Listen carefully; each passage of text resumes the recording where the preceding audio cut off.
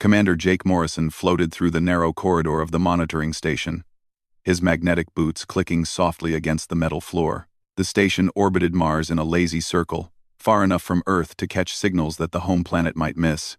He had been running this operation for 3 years now, and most days were quiet. Boring, even. That was about to change. Lisa Hayes sat at her communications console, her fingers dancing across the holographic display. She was young, barely 26, but she had a gift for finding patterns in the noise of space. Every day, thousands of signals passed through their sensors. Most were natural phenomena. Some were chatter from the various alien species humanity had met since joining the galactic community 15 years ago. But this signal was different. "Commander, you need to see this," Lisa said without looking up. Her voice carried an edge of excitement mixed with concern. Jake pushed himself over to her station and grabbed the handrail to steady himself. "What have you got?" "An artificial signal. It's weak, really weak, but it's definitely not natural. And it's repeating every 47 seconds. Lisa pulled up the waveform on the main screen. The pattern looked chaotic at first glance, but there was structure hidden underneath. Jake studied it for a moment. "Can you clean it up?" "I'm working on it.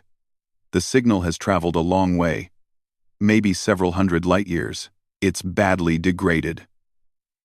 Lisa's fingers moved faster now, applying filters and enhancement protocols. "There, listen to this." She played the audio through the speakers. It was mostly static, but beneath the noise, Jake could hear something that might have been a voice. Alien, certainly. The pitch and rhythm were wrong for human speech, but there was emotion in it. Desperation. Maybe. Fear. "How long to decode it?" Jake asked. "Give me a few hours. The encoding is different from any galactic standard I've seen. Whoever sent this wanted it to be received by anyone, not just their own people." Lisa was already lost in her work, pulling up language databases and running comparison algorithms. Jake left her to it and floated to the observation window. Mars hung below them, red and cold and lifeless. Beyond it, Earth shone like a blue jewel in the darkness. Humanity's home, a death world, the aliens called it. A planet so dangerous that the life forms that evolved there were considered terrifying by galactic standards. He had never understood that fear. Sure, Earth had gravity that would crush most alien species. Sure, it had weather systems that could kill in minutes. Sure, humans were stronger and faster than most species in the galaxy, but that did not make them monsters. It made them survivors. 3 hours later, Lisa called him back to her station. She looked tired but triumphant. "I've got it. Most of it, anyway. Commander, this is a distress call." "Play it," Jake said. The voice that came through the speakers was clearer now, though still marked by static. It spoke in a language Jake did not know, but the computer provided a translation in real time. "This is Terran of the Velhari people. We send this message to anyone who can hear. Our world is dying. The Kresh Empire has invaded our system. They have already destroyed 2 of our colony worlds. Millions are dead. They do not want our surrender. They want our extinction. Their ships bomb our cities. They use weapons that poison our water and air. They take our children.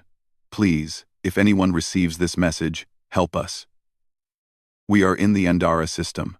We are running out of time. This message will repeat as long as our transmitter has power. Help us."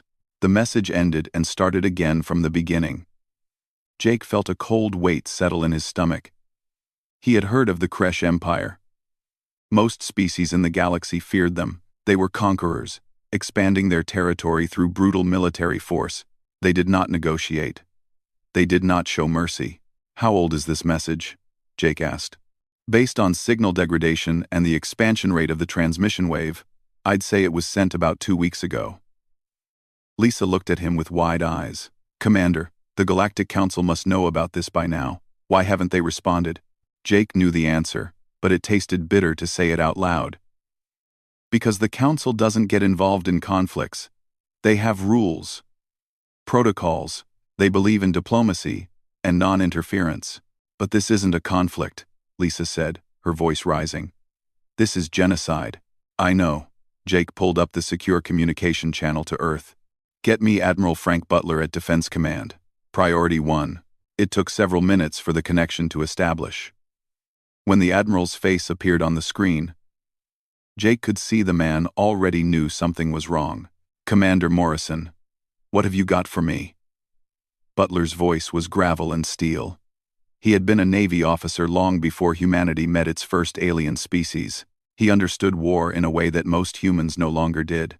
Sir, we've intercepted a distress call from the Velhari species in the Andara system. They're being systematically exterminated by the Kresh Empire. The message is 2 weeks old. I'm sending you the full recording and all the data we've collected. Jake watched Butler's face harden as he listened to the message. When it finished, the Admiral was quiet for a long moment. The Council knows.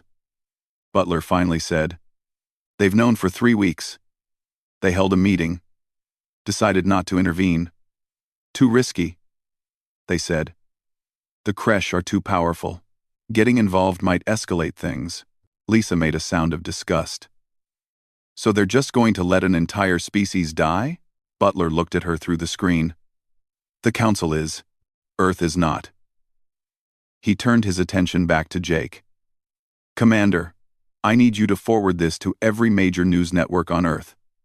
Make sure everyone sees it. The President needs the public on her side for what's about to happen. Jake felt his pulse quicken. Sir, are we really going to do this? We're not going to stand by and watch innocent people get slaughtered because a bunch of bureaucrats are afraid of making waves. Humanity didn't survive Earth by being cautious. We survived by fighting for what's right. Butler's expression softened slightly. Get ready, Commander. The galaxy is about to learn what happens when you ask humans for help. The connection ended. Jake looked at Lisa, who was staring at the screen with a mix of fear and excitement. We're really going to war, she said softly. No, Jake corrected her. We're going to save people. There's a difference. He moved back to the observation window and looked down at Earth. Somewhere down there, in government offices and military bases, people were making decisions that would change everything. Humanity had been part of the galactic community for 15 years. In that time, they had been careful, peaceful. They had shown the galaxy their best side, hoping to be accepted. Ambassador Helen Carter stood in the vast chamber of the Galactic Council, her hands gripping the edges of the speaker's podium. Around her, arranged in a massive circle, sat representatives from 47 different species. Some were humanoid. Others were so alien that humans needed special training just to understand their body language. But today, all of them wore the same expression. Discomfort, mixed with determination, to do nothing. You have all heard the message, Helen said, her voice carrying through the chamber's translation systems. The Velhari are being exterminated. Not conquered. Not subjugated. Exterminated. Their colony worlds are dead. Their homeworld is under siege, and you sit here debating protocol.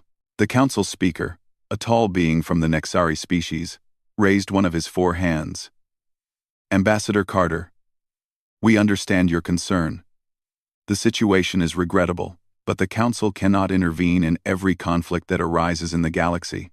This is not a conflict, Helen said sharply. A conflict implies 2 sides fighting. This is murder on a scale that should horrify every species in this chamber.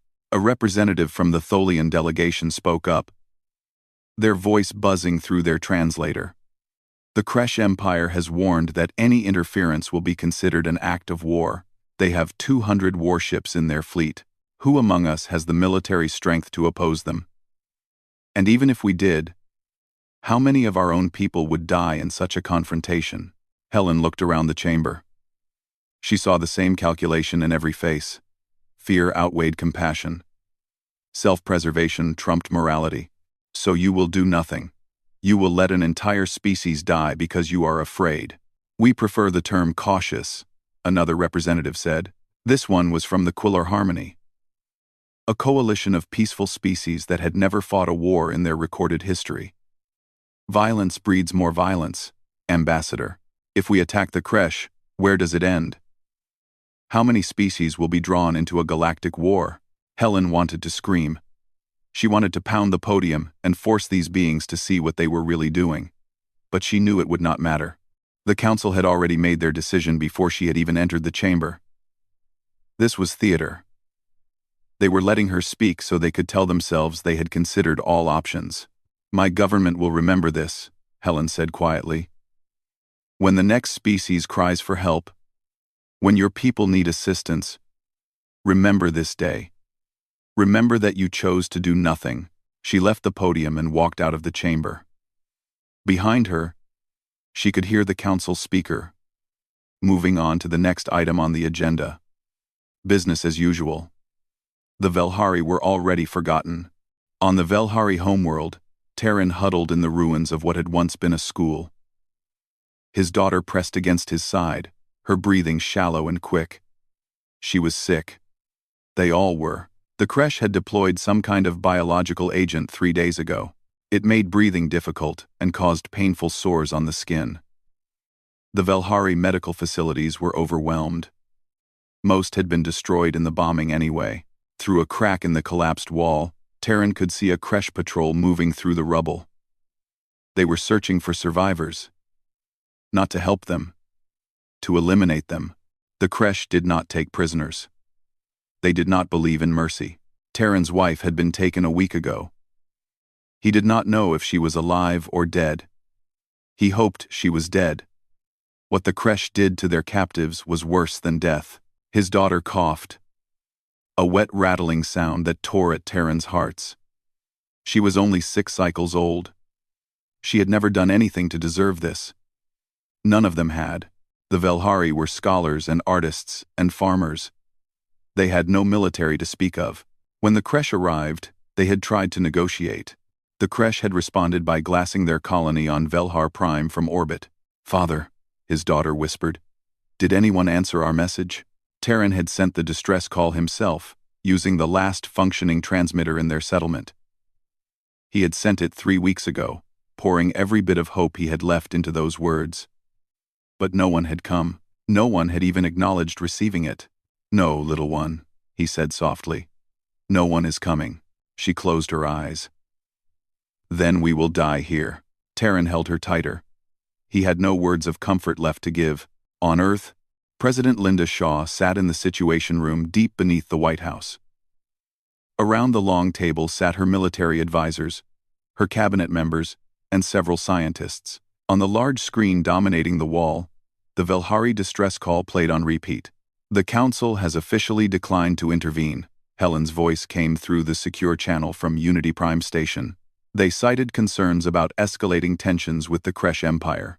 So they are cowards, said General Raymond Clark, the chairman of the Joint Chiefs. We expected this, Madam President. Linda nodded slowly. She had been president for 2 years now, and every day seemed to bring a new impossible decision. But this one was not difficult. It was simply terrifying in its implications. If we deploy our forces to the Andara system, we will be acting without council approval, said Secretary of State Patricia Lynn. We could be isolated diplomatically. Other species might see us as aggressors, or they might see us as the only species with the courage to do what's right, countered Secretary of Defense Carl Madison. We have been careful for 15 years, playing by their rules, trying to fit into their galactic order. And for what? So we can sit quietly while genocide happens? Linda looked at each person in the room. I want honest opinions. Should we intervene? The room was quiet for a moment. Then Admiral Frank Butler spoke. Madam President, I have spent 40 years in the Navy. I have studied every major war in human history. And I have learned one thing. When good people do nothing in the face of evil, evil wins. The Council is afraid. I understand that. But humanity did not become the dominant species on Earth by being afraid. We became dominant by standing up when it mattered. The Creche have 200 warships, someone pointed out. Our intelligence suggests they have advanced plasma weapons and kinetic shields. We would be risking our entire fleet. Butler smiled grimly. The Creche have 200 warships, designed to intimidate species that have never known real war. We have 193 warships, designed by a species that spent 10,000 years perfecting the art of killing. I like our odds. Linda stood and walked to the screen showing the Velhari homeworld. She could see the cities burning from orbit. She could see the refugee camps. She could see the mass graves. I did not become president to watch innocent people die while I worried about political consequences, she said. Admiral Butler, how long to mobilize the Third Fleet? 48 hours, Madam President. Admiral Kevin Grant is already preparing his ships. Then give the order. We are going to war. Linda turned to face her staff. And I want to be clear about something. This is not a peacekeeping mission. This is not a limited engagement. We are going to the Andara system, and we are going to destroy every Kresh ship in that system. We are going to liberate the Velhari homeworld. And we are going to send a message to the galaxy that humanity stands with the innocent. What about the Council? Patricia asked. The Council can complain all they want. By the time they finish debating, the Velhari will either be free or extinct. I know which outcome I prefer. Linda sat back down. Admiral, I want daily reports on fleet readiness. Carl, start preparing humanitarian aid packages. Once we secure the system, those people are going to need food, medicine, and shelter. Helen, I need you to prepare a statement for the Council. Make it clear that we are not asking permission. All our Giddua. The meeting continued for another hour, discussing logistics and strategy and contingencies. But the decision had been made. Humanity was going to war. In orbit around Earth, the massive shipyards that most alien species did not even know existed came to life. The Third Fleet had been in standby mode, its ships maintained and ready but not actively crewed. Now, thousands of sailors and Marines reported for duty. Supply ships began loading ammunition, fuel, and provisions. Captain Amy Rogers stood on the bridge of her destroyer, the Relentless, and watched Earth shrink behind them as they moved to the rally point near the moon. She had joined the Navy 12 years ago, right after humanity made first contact with the Galactic Council. She had spent her entire career training for battles that never came. Now, finally, that training would be put to use. Her executive officer, Commander Nathan Price, stood beside her. Do you think we are doing the right thing? Captain? Amy did not hesitate. I think that if we don't do this, we will spend the rest of our lives wondering what kind of people we really are. The galaxy thinks we are dangerous because we come from a death world. Maybe it is time to show them what that danger looks like when it is directed at evil instead of innocent people. Across the fleet, similar conversations were happening. On the carrier Freedom, pilots checked their fighters. On the cruiser Guardian, gunners ran diagnostics on their rail systems. On the assault ship Courage, Marines inspected their armor and weapons. Admiral Kevin Grant stood in the command center of his flagship, the Vengeance, and looked at the tactical display showing all 63 ships of his fleet. It was the largest military force Earth had ever assembled, and if the intelligence reports were correct, it might not be enough. The slipspace journey took 14 days. 14 days of training exercises, equipment checks, and planning sessions. 14 days of wondering if they would arrive too late. When the Third Fleet finally dropped back into normal space at the edge of the Andara system, every crew member was ready for whatever came next. Admiral Kevin Grant stood on the bridge of the Vengeance, watching the tactical display populate with sensor data. The Andara system had 7 planets, and the Velhari homeworld was the third from its sun. Around that planet, 43 Kresh warships maintained orbital dominance. Contact in 3 minutes at current speed, his navigation officer reported. They have not detected us yet. Grant nodded. The fleet had dropped out of slipspace behind a small moon, using it to mask their approach. It would buy them a few minutes of surprise. Not much, but in war, every advantage mattered. All ships, battle formation Delta 7, weapons free on my command. Grant's voice was calm, but his heart was pounding. This was it. Everything humanity had prepared for over the past 15 years was about to be tested. The fleet moved into position, spreading out into a formation that maximized their firing arcs while minimizing target profiles. 63 warships, ranging from small destroyers to massive carriers, advanced on the Kresh positions like a wolf pack. On the Kresh command ship, War Master Drex was reviewing supply reports when his sensor officer made a startled noise. War Master, we have contacts. Multiple contacts. Unknown configuration. Drex moved to the sensor display. The unknown ships were closing fast from the outer system. His first thought was reinforcements for the Velhari. But that was impossible. The Council had already refused to help. How many? 63 ships, War Master. They are maintaining combat formation. 63 ships. Drex almost laughed.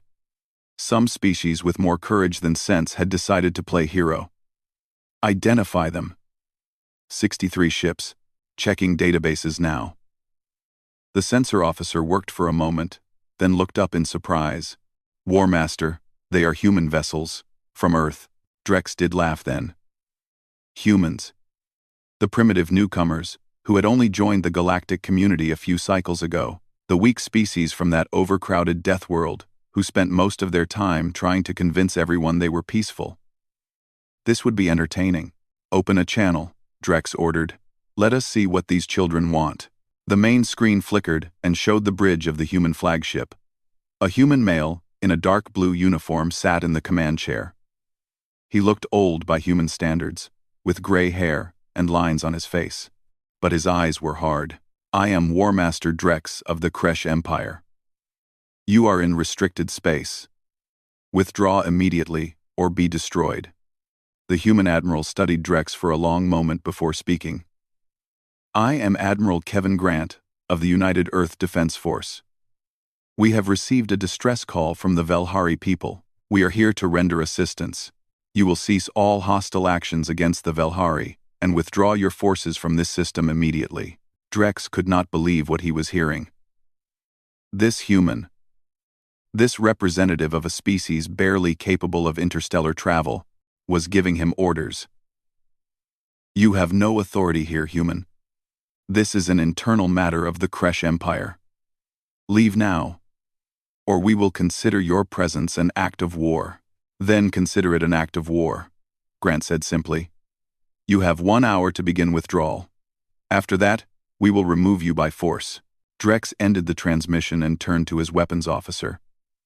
Send 6 ships to disable their fleet. Capture their flagship if possible. I want to make an example of these primitives. 6 Kresh cruisers broke formation and accelerated toward the human fleet. They were confident. The Kresh had been conquering worlds for 1,000 years. They had the best plasma weapons in known space. Their shields could withstand almost any attack. 6 ships should be more than enough to handle 63 human vessels. On the Vengeance, Grant watched the approaching Kresh ships. They are not taking us seriously. Good. Let them learn the hard way. All ships, weapons free. Target those 6 cruisers. Fire at will. The human fleet opened fire. Railguns mounted along the hulls of the destroyers began launching tungsten slugs at a significant fraction of light speed. Nuclear-tipped missiles streaked out from the cruisers. Point defense lasers created a web of light across the void. The Kresh cruisers opened fire with their plasma cannons, expecting to see the human ships shred apart under the assault. Instead, the plasma splashed harmlessly against the human shields. The Kresh weapons were designed to overwhelm shielding through sheer heat and energy. But human shields were designed to dissipate kinetic energy, heat, and radiation. They had been built by engineers who understood that Earth's sun could kill in seconds. Alien plasma weapons were mild by comparison. Before the Kresh could adjust their tactics, the human weapons hit home. The railgun slugs, traveling at incredible speeds, punched through the Kresh shields like they were not there. The slugs tore through armor, through bulkheads, through critical systems. One Kresh cruiser simply came apart, its reactor breaching in a flash of white light. The nuclear missiles followed seconds later. The Kresh point defense systems tried to intercept them, but there were too many coming from too many angles. The missiles detonated against the Kresh hulls, their shaped charges driving spears of superheated plasma through the armor. Within 90 seconds of the first shot, All 6 Kresh cruisers were destroyed or disabled. The human fleet had not even slowed down. On the Kresh command ship, Drex stared at his sensor displays in shock. 6 ships. Gone. Just like that. What happened? How did they penetrate our shields? His tactical officer was frantically reviewing the data. Their weapons are kinetic, War Master. High-velocity projectiles. Our shields are calibrated for energy weapons, and their missiles carry nuclear warheads of a yield I have never seen before. Drex felt something he had not experienced in decades. Fear. Real, cold fear. All ships. Combat formation. Target the human flagship. Full weapons. The remaining 37 Kresh ships in orbit turned to face the incoming human fleet. They opened fire with every weapon they had. Space lit up with plasma bolts, missiles, and particle beams, but the humans did not flinch. They came on in perfect formation, their shields absorbing the damage while their weapons replied with deadly accuracy. Captain Amy Rogers commanded the destroyer, relentless from the center of the formation. Her ship was small compared to the Kresh cruisers, but it was fast and maneuverable. "Helm, bring us about. Target that cruiser on our port side," Rogers ordered. "Guns, load armor-piercing rounds. Let us see how their hulls handle tungsten at .3 light speed." The Relentless spun on its axis and fired. The railgun slugs crossed the distance in a fraction of a second. They hit the Kresh cruiser amidships, punching clean through from one side to the other. Atmosphere vented into space. The cruiser listed to one side, its engines dying. "Target down." "Moving to next target," Rogers said calmly. Around her, her crew worked with practiced efficiency. This was what they had trained for. This was what humanity had prepared for during 15 years of peace. Captain Peter Cole commanded the cruiser Independence, and he was having the time of his life. His ship had more firepower than most species thought possible. Missile tubes, railguns, laser systems, even a few experimental plasma weapons that Earth scientists had reverse-engineered from captured alien tech. He used all of it. Fire missile spread alpha. "Target the 3 ships clustered near the moon," Cole ordered. "Then swing us around and hit them with the port side railguns." 30 missiles launched from the Independence. The Kresh tried to shoot them down, but the missiles were equipped with electronic countermeasures and evasive programming. Most got through. The explosions lit up the dark side of the moon. On the command ship, Drex was shouting orders, trying to coordinate a defense that was already falling apart. His ships were dying. The humans fought like nothing he had ever seen. They were coordinated, aggressive, and precise. They did not hesitate. They did not show mercy. They simply destroyed everything in their path. "War Master, we have lost 18 ships," his tactical officer reported. "Recommend immediate withdrawal." Drex wanted to argue, but he could see the tactical display. His fleet was being torn apart. The humans had better weapons, better shields, and clearly better training. Pride had cost him dearly.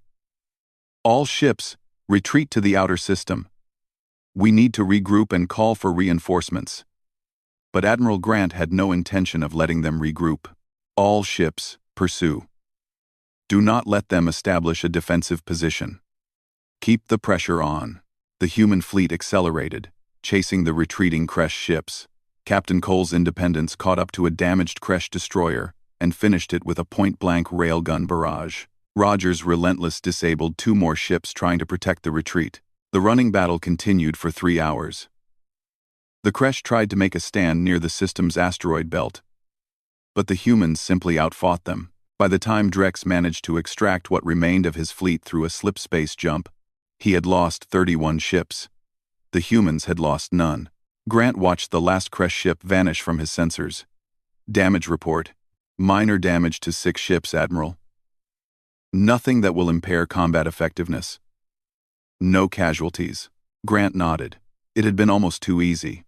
The Kresh had relied on intimidation and superior technology for so long that they had forgotten how to actually fight. Humanity had never had that luxury. Earth had taught them that survival meant being better, faster, and more determined than everything else trying to kill you. Establish orbital superiority over the Velhari homeworld. Launch reconnaissance drones. I want to know exactly what we are dealing with on the ground. On the surface of the Velhari homeworld, Terran heard the explosions in orbit. He carefully moved to a collapsed window and looked up at the sky. Through the clouds of smoke and ash, he could see flashes of light. Ships were fighting. Ships were dying. "Father, what is happening?" his daughter asked weakly. Terran did not dare hope. He had hoped before, and it had only brought pain. But then he saw something that made his breath catch. A Kresh orbital station, one of the platforms they had used to bomb the cities, suddenly exploded. The debris rained down like falling stars. A voice crackled over the emergency broadcast system, speaking in heavily accented Velhari. "People of Velhari, this is Admiral Kevin Grant, of the United Earth Defense Force. We have received your dist. Colonel Danny Wright sat in the dropship as it fell through the Velhari atmosphere, watching his Marines prepare for combat. They checked their weapons one last time, adjusted their armor seals, and reviewed the mission parameters. This was the 1st Marine Expeditionary Force, 2,000 of Earth's finest warriors, and they were about to show the galaxy what human ground forces could do. The dropships were simple in concept. They were armored boxes with engines powerful enough to punch through atmosphere and enough weapons to survive the landing. Inside each one, 40 Marines waited in silence. Some prayed. Some checked their gear for the 10th time. Some simply stared at the bulkhead and thought about home. Wright had been a Marine for 22 years. He had served in peacekeeping operations on Earth, had helped evacuate civilians from natural disasters, had even done a stint guarding Earth's first embassy on an alien world. But he had never done this. He had never gone to war. The dropship shook as it hit turbulence. Warning lights flashed. They were entering the combat zone. Wright activated his helmet's communication system. "Listen up, Marines. The Kresh down there have been killing civilians for weeks. They have been bombing hospitals and schools. They have been taking children. When we hit the ground, remember what we are fighting for. Remember why we came all this way. And remember your training. Stay sharp, watch your sectors, and bring each other home." "Hoorah! Hoorah!" the Marines responded, their voices firm. The dropship hit the ground hard, and the ramp dropped open. Wright was the first one out, his rifle up and scanning for targets. They had landed in what had once been a park in the city's center. Now it was a cratered wasteland. Buildings burned on all sides. The air stank of chemicals and death. Kresh soldiers were already moving to engage them. The aliens were large, nearly 8 feet tall, with 4 arms and thick armor plates covering their bodies. They carried plasma rifles and moved with the confidence of conquerors. That confidence died quickly. The Marines opened fire with their rifles. Standard kinetic weapons firing armor-piercing rounds. The bullets tore through the Kresh armor like paper. The aliens had never faced enemies who fought back effectively. Most species surrendered or died quickly. These humans did neither. Sergeant Nicole Price led her squad in a textbook building clearance operation. They moved fast, checking corners, covering each other, communicating constantly. When they encountered a Kresh position in a ruined apartment building, they did not hesitate. Price tossed a flashbang grenade, and her squad rushed in while the aliens were still blinded. The fight was short and brutal. The Marines had trained for urban combat in environments far more dangerous than this. They knew how to use cover, how to coordinate fire, how to move as a single unit. The Kresh fought bravely, but they fought as individuals. They had no answer for human tactics. Within the first hour, the Marines had secured the landing zone and were pushing outward. Armored vehicles rolled off the heavy transport ships, providing fire support. Drone aircraft circled overhead, feeding reconnaissance data back to the command units. Lieutenant Chris Morgan coordinated an airstrike on a Kresh artillery position that had been shelling Velhari refugee camps. He marked the target with a laser designator and watched as missiles streaked down from orbit. The artillery position ceased to exist. Target neutralized. Moving to next objective, Morgan reported calmly. He was 24 years old and had never expected to see real combat. But Earth's military trained their officers for war, even during peace. And that training was paying off now. Terran watched the humans fight from a hidden basement near what had been the city center. He could hear the gunfire, the explosions, the roar of engines. But what amazed him was the speed. The Kresh had taken weeks to conquer the city. The humans were taking it back in hours. A group of Kresh soldiers ran past his hiding spot, clearly retreating. Moments later, human Marines followed. They moved in a formation that seemed almost like a dance, each one covering the others, their weapons tracking smoothly.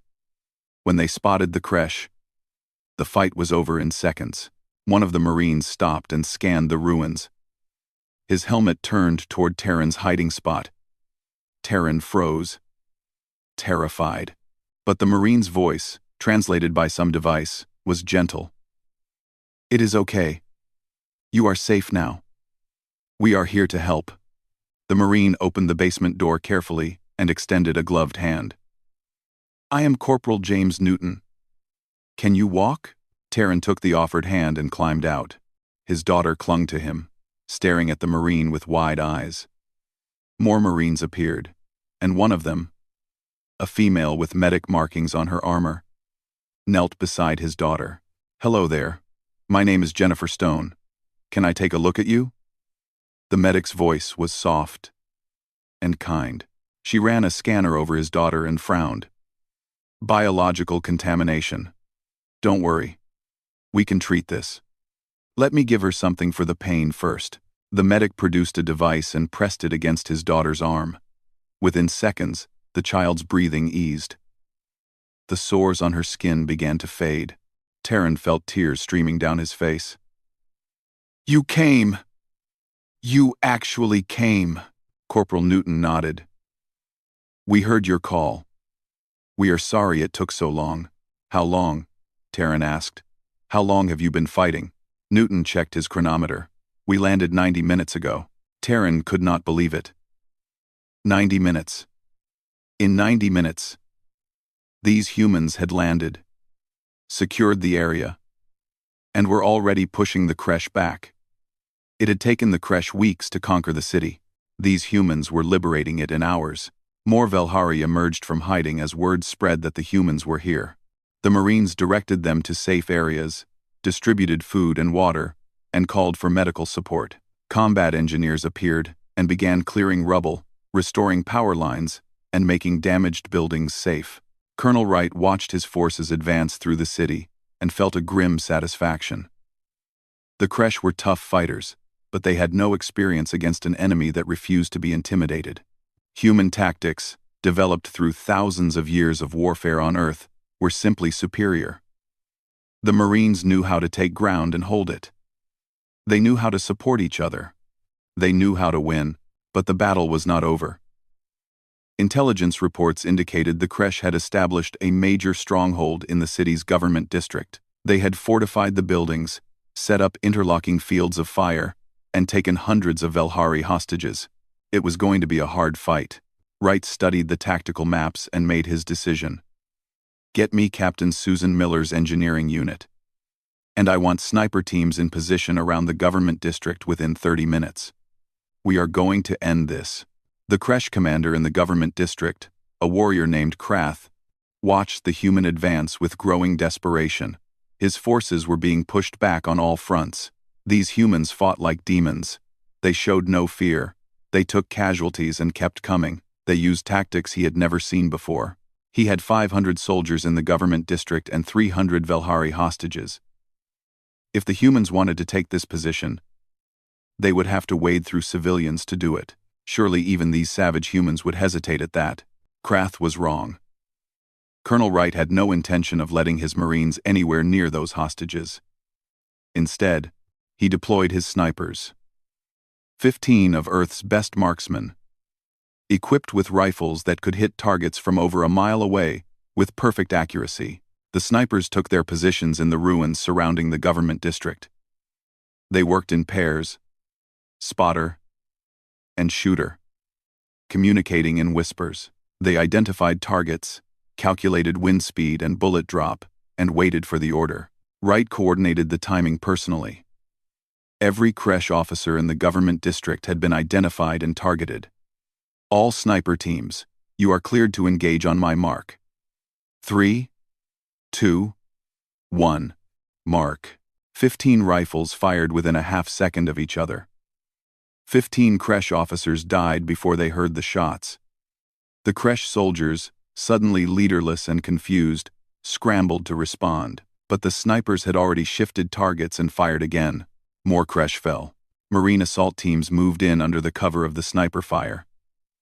They breached the buildings from multiple directions, moving fast and hitting hard. The creche tried to use the hostages as shields, but the Marines had planned for that. Flashbang grenades, smoke, and coordinated fire allowed them to separate the hostages from their captors. Corporal Stone and her medical team moved in right behind the assault teams. They triaged the wounded Velhari, treating the worst cases first and evacuating them to field hospitals that had been set up in secured areas. Within 3 hours of Wright's order, the government district was secure. 468 Velhari hostages were freed. The remaining creche forces in the city surrendered or died fighting. Terran stood in what had been the city's main square and watched the Marines raise the Velhari flag alongside a human flag. Around him, other Velhari wept with joy and relief. Children who had not smiled in weeks were laughing. The air still smelled of smoke and chemicals, but for the first time in months, it also smelled of hope. A human officer approached Terran. It was the colonel, the one who had commanded the assault. "I am Colonel Danny Wright. I understand you sent the distress call that brought us here." Terran nodded, unable to speak. Wright extended his hand. "Thank you. You gave us a chance to do what we do best. You gave us a chance to help." "I thought no one would come," Terran managed to say. The council refused. Everyone refused. "The council is afraid of what might happen if they take a stand," Wright said. "Humanity learned a long time ago that some things are worth fighting for, even if the cost is high. Freedom is one of those things. Protecting the innocent is another." Over the next 2 days, human forces secured the rest of the planet. The creche ground forces, cut off from orbital support and facing an enemy they could not defeat, surrendered in groups. The humans took them prisoner, treating them fairly despite what they had done to the Velhari. Combat engineers like Captain Susan Miller worked around the clock to restore infrastructure. Power stations were repaired. Water treatment facilities were brought back online. Roads were cleared. The humans brought in massive amounts of supplies: food, medicine, building materials, temporary shelters. Dr. Alex Turner led medical teams that treated thousands of Velhari for injuries, disease, and the effects of the biological weapons the creche had used. The doctor worked for 72 hours straight before one of his nurses physically forced him to sleep. Terran watched it all with growing wonder. These humans fought like devils when they needed to. But as soon as the fighting stopped, they became builders and healers. They did not conquer. They liberated. They did not take. They gave. One evening, Terran found Corporal Stone sitting on a piece of rubble, staring at the sunset. She was young, maybe 25 in human years, and she looked exhausted. "Thank you," Terran said simply. Stone looked up and smiled tiredly. "You already thanked us, several times. I will never stop thanking you. You came when no one else would. Why? You do not know us. We have nothing to offer you." Stone was quiet for a moment. "On Earth, we have a saying. We stand on the shoulders of giants. It means we are here because others helped us get here. Earth was not an easy place to live. Our history is full of disasters, wars, and suffering, but it is also full of people who helped each other survive, who protected the weak, who stood up against evil, even when it cost them everything." 3 weeks after the liberation of the Velhari homeworld, Admiral Kevin Grant stood on the bridge of the Vengeance and watched the sensor readings update. The creche were coming, just as intelligence had predicted, but they were not coming with 40 ships this time. They were coming with 200. "Confirmed sensor readings, Admiral. 206 creche warships, including their supercarrier flagship, estimated arrival in 40 minutes. The sensor officer's voice was steady, but Grant could hear the tension underneath. Grant nodded and opened a fleet-wide channel. All ships. This is Admiral Grant. The Kresh have decided to make one more attempt to take this system. They are bringing everything they have. Good. Let us show them that numbers mean nothing against superior training and determination. Battle stations. The Third Fleet had been reinforced since the initial battle. The Second and Fifth Fleets had arrived a week ago, bringing the human force to 147 warships. It was still outnumbered, but Grant had studied the battle data from the first engagement. He knew the Kresh weaknesses. He knew how to beat them. On the Kresh flagship, a massive vessel called the Conqueror, Overlord Kresh himself commanded the fleet. He was the supreme leader of the Kresh Empire, a position he had held for 40 years through brutal efficiency and absolute ruthlessness. He had conquered 37 species. He had destroyed countless worlds. And now, some primitive species from a backwater planet dared to challenge him. War Master Drex, you have failed me, Overlord Kresh said coldly. Drex stood before him, head bowed. The War Master had returned to the Empire with less than a quarter of his fleet. It was an embarrassment. More than that, it was unacceptable. My lord, the humans have weapons and tactics we have never encountered. They fight without hesitation or mercy. Silence. Overlord Kresh raised one massive hand. I did not come here to hear excuses.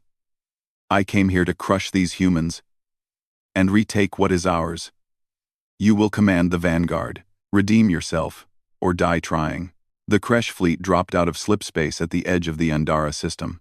Overlord Kresh studied the tactical display showing the human fleet positioned between his ships and the Velhari homeworld. 147 ships against his 206. The humans were outnumbered and outgunned. This would be over quickly. Open a channel to the human flagship, Overlord Kresh commanded. Admiral Grant's face appeared on the screen.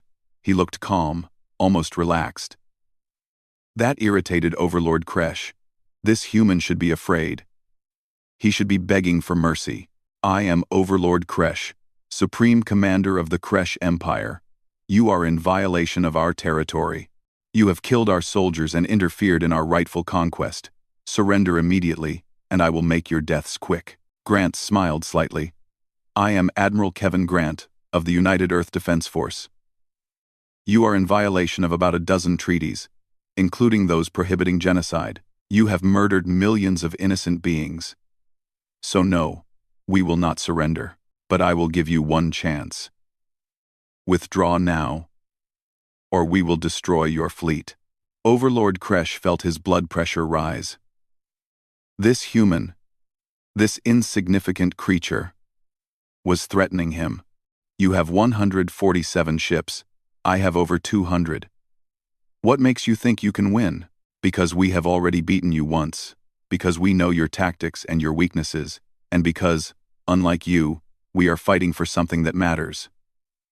Grant's expression hardened. Last chance. Withdraw or be destroyed. Overlord Kresh ended the transmission. All ships, attack formation. Target the human flagship first. I want that human's head. The Kresh fleet advanced in a massive wave, their plasma cannons charging. Overlord Kresh was confident. His ships had the best shields in the Empire. His warriors were battle-tested, and he had numerical superiority. There was no way the humans could win. Admiral Grant watched the Kresh fleet approach and felt a cold calm settle over him. All ships. Execute Plan Omega. Carrier groups. Launch fighters. Destroyers. Flanking speed. Cruisers. Concentrate fire on their command ship. Let us end this. The human fleet split into 3 groups, moving with a coordination that the Kresh had not expected. The destroyers accelerated to flank the Kresh formation, while the cruisers maintained a defensive line. And from the carriers, hundreds of small fighter craft launched into space. The Kresh opened fire, but the humans had learned from the first battle. They did not try to absorb the damage. Instead, they danced around it, using their superior maneuverability to avoid the worst of the plasma fire, while their own weapons struck with devastating precision. Captain Amy Rogers commanded the Relentless in the flanking maneuver. Her ship, along with 20 other destroyers, came at the Kresh fleet from the side. All guns, target their engine sections. Let us see how well they fight when they cannot move. The railguns spoke, and Kresh ships began to lose propulsion. Dead in space, they became easy targets for the cruiser's missile systems.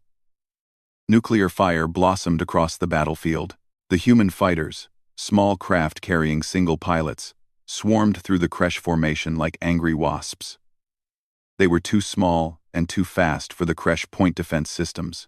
They carried missiles designed to target specific systems, engines, weapons, command centers. Wherever they went, Kresh ships died. Overlord Kresh watched his tactical display with growing horror. His fleet was not just losing. It was being systematically dismantled. The humans fought with a precision and aggression that seemed impossible. Every move they made was calculated to maximize damage while minimizing risk. They did not waste shots. They did not hesitate. They simply killed. "My lord, we have lost 70 ships," his tactical officer reported. "Recommend immediate withdrawal." "No," Overlord Kresh snarled. "I will not run from primitives. All ships, focus fire on the human flagship. Bring it down." 20 Kresh ships redirected their weapons toward the Vengeance. Plasma fire converged on the human vessel from multiple angles. The Vengeance's shields flared bright, absorbing the damage, but they were weakening. Captain Peter Cole, commanding the cruiser Independence, saw what was happening. "Helm, full speed to the Vengeance's position. Get us between those Kresh ships and the Admiral." The Independence moved to intercept, taking plasma fire meant for the flagship. Cole's ship shuddered under the assault, but the shields held. "Return fire. All weapons. Make them regret that decision." The Independence unleashed everything it had. Railguns tore through Kresh hulls. Missiles detonated against Kresh shields. Laser systems burned through armor. 3 Kresh ships died in less than a minute. But Overlord Kresh was not finished.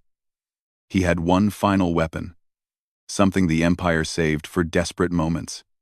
A doomsday device, capable of destroying an entire planet from orbit. If he could not have the Velhari homeworld, no one would. "Activate the planet killer," Overlord Kresh ordered. "Target the 3rd planet. Full power." On the Conqueror, the massive weapon began to charge. Energy readings spiked across every human sensor. Admiral Grant saw it immediately. "All ships. The Kresh flagship is charging a superweapon. Target it now. Everything we have." The human fleet redirected their fire toward the Conqueror. But the flagship's shields were too strong. The weapon continued to charge. In 90 seconds, it would fire, and the Velhari homeworld would die. Captain Rogers made a decision. "Helm. Ramming speed. Get us to that flagship." Her executive officer stared at her. "Captain, that's suicide. Not if we evacuate first. Sound general evacuation. All hands to the escape pods. Move." Rogers turned to her helmsman. "Lock in a collision course with the Conqueror's weapon system. Maximum acceleration." Throughout the Relentless, the crew abandoned ship, launching in escape pods toward nearby human vessels. Rogers was the last one off, programming the final commands into the ship's computer.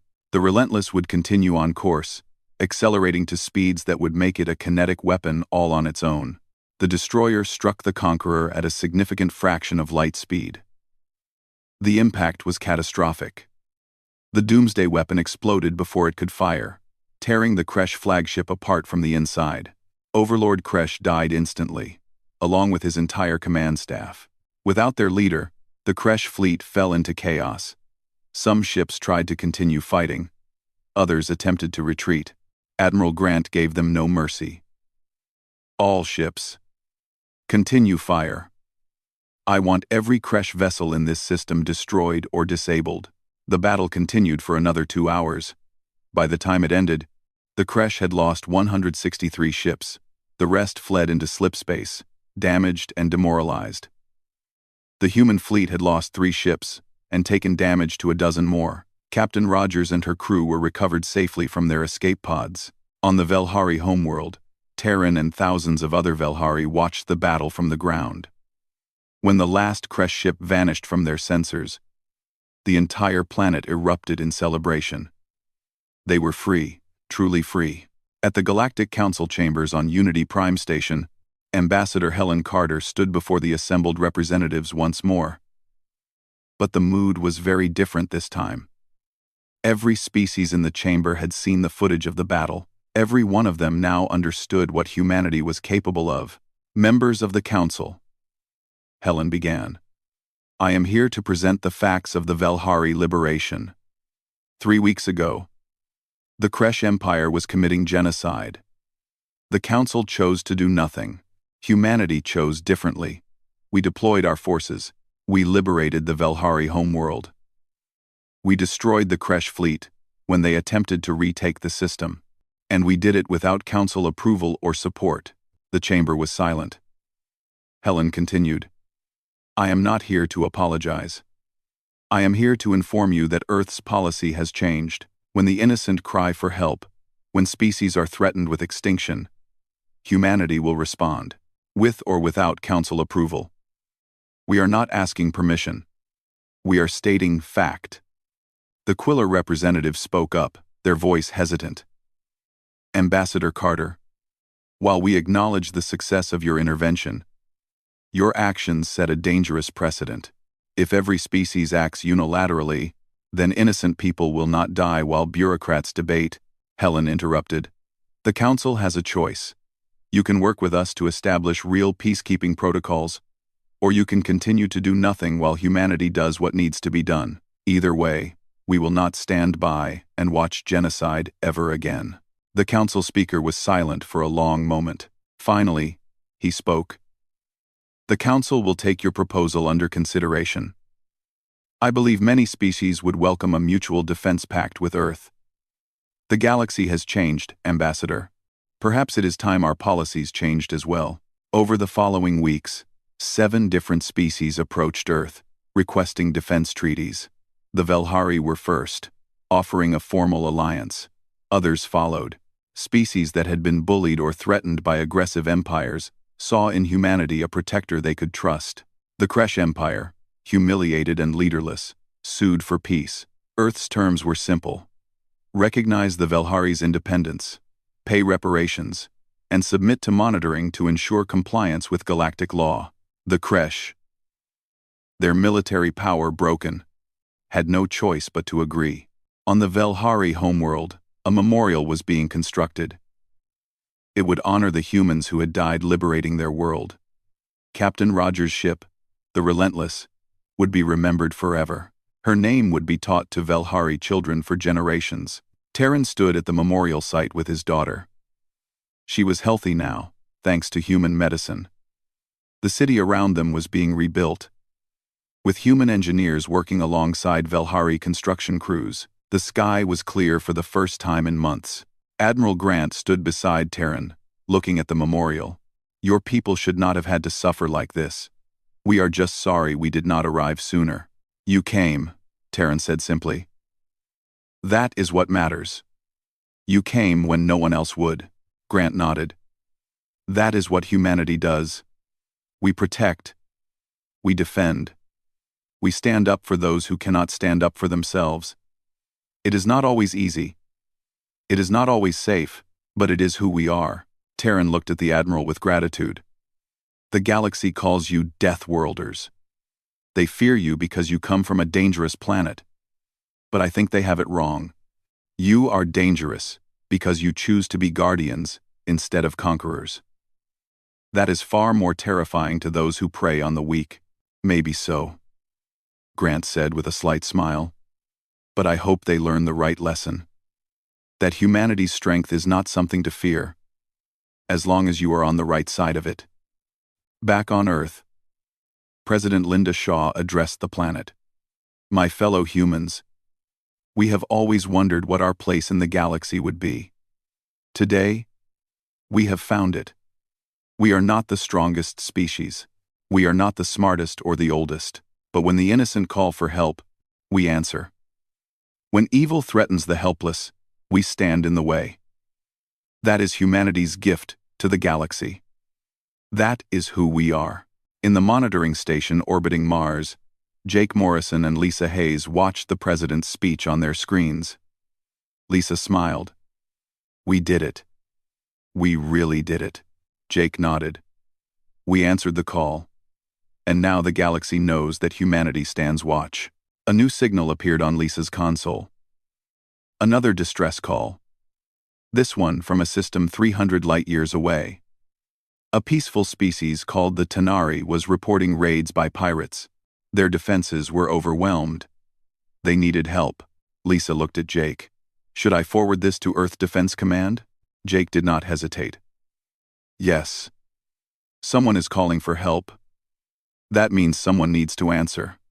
Within hours, a human task force was being assembled. The galaxy's monsters were learning a new lesson. Earth's children would not stand by while innocents suffered. The galaxy's victims were learning a different lesson. They were not alone anymore. Humanity had found its purpose among the stars, not as conquerors or diplomats or traitors, but as protectors, as guardians, as the ones who answered when others could not. The Deathworlders had come to the galaxy not to dominate, but to defend.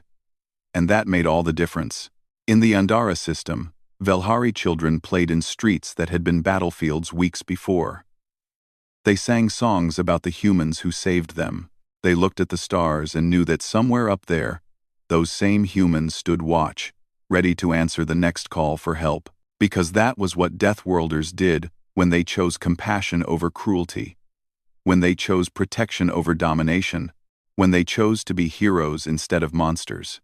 The galaxy would never be the same, and humanity would make sure of it. She looked at Terran with serious eyes. When we heard your message, we had a choice.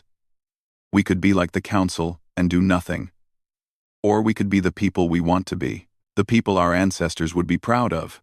So we came, not because we expect anything in return, but because when someone calls for help, humans answer. That is who we are. Terran sat beside her, and they watched the sun set over the damaged but surviving city. In orbit above, human warships maintained their watch. Admiral Grant had received word that Kresh reinforcements were coming. A massive fleet, led by the Kresh leader himself, but that was a problem for tomorrow. Today, the Velhari were free, and they would never forget the Deathworlders who made it possible. Rest call. Help has arrived. Hold on a little longer. We are coming. Terran felt tears streaming down his face. Someone had answered. Someone had come. He held his daughter close and whispered, "We are going to live. Little one. We are going to live." In the ruins around them, other Velhari were emerging from hiding, looking up at the sky where the humans fought.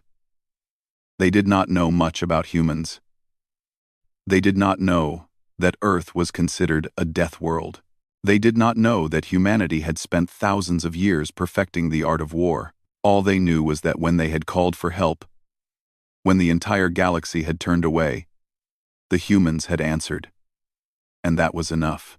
Above them, Admiral Grant looked at the planet and the devastation the Kresh had inflicted. Entire cities were gone. The atmosphere was poisoned. Millions were dead, but millions more still lived, and he would be damned if he let another one die. Prepare ground forces for deployment. Colonel Danny Wright, your Marines are up. Let us finish this. But Grant was not worried about the odds. He was worried about being too late. Every day they spent preparing was another day the Velhari died. Every hour in transit was another hour of suffering. All ships report ready for departure, his operations officer reported. Grant took a deep breath. Then let us not keep them waiting. Set course for the Andara system. Maximum speed. The Third Fleet engaged their slipspace drives, tearing holes in reality itself and vanishing from Earth's space. They would travel for 2 weeks through the strange dimensions between stars, and when they emerged, they would either save a species or die trying. On Unity Prime Station, Helen sat alone in her quarters and watched the news from Earth. The deployment was public now. The entire planet knew what was happening. And the response was overwhelming support. Humans were gathering in cities across the world, holding vigils for the Velhari people they had never met. Helen smiled. This was why she believed in humanity. Not because they were strong, or smart, or technologically advanced, but because when they heard someone calling for help, their first instinct was to answer. The galaxy could learn something from that, if they survived long enough to teach the lesson. But now the mask was coming off. The galaxy was about to see what humanity really was. Not just survivors of a death world. Not just another species trying to find their place among the stars. They were protectors, warriors, and when someone called for help, they answered. Jake watched as Earth rotated slowly below him. Somewhere on that blue world, fleets were being mobilized, ships were being loaded, soldiers were saying goodbye to their families, and in a few weeks, the Kresh Empire would learn a lesson that echoed through human history. Never mistake patience for weakness. Never mistake peace for inability to wage war. And never, ever threaten the innocent when humans are listening. The distress call continued to play through the station's speakers, repeating its desperate plea. But Jake knew now that help was coming. The question was whether it would arrive in time.